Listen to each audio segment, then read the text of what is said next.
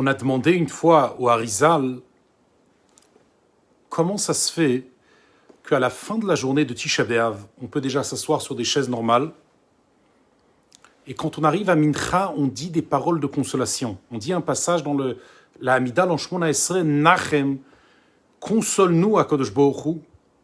Et on termine par Baruch Ata Hashem et Nachem, béni soit-il Hashem, celui qui console le peuple juif.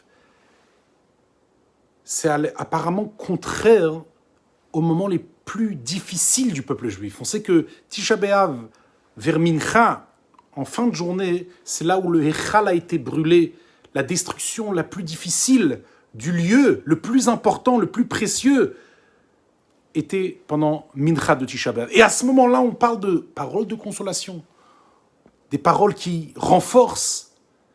Le contraire, apparemment, du contexte, qu'est-ce qu'on vit. Et là, le Ari Akadosh a dit quelque chose d'extraordinaire.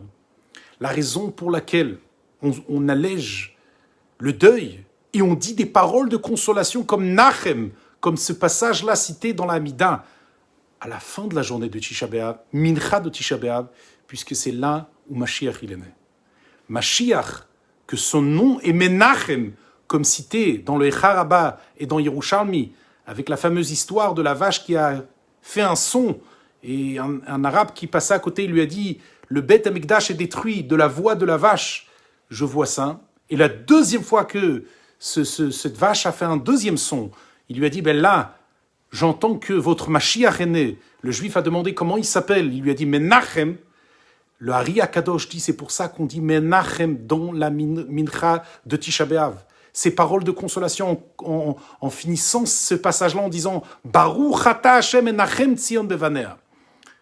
Avec le nom de Mashiach qui s'appelle Menachem, c'est là où tout s'ouvre. Dans le moment de la difficulté, c'est là où il y a la plus grande consolation. C'est un enseignement énorme.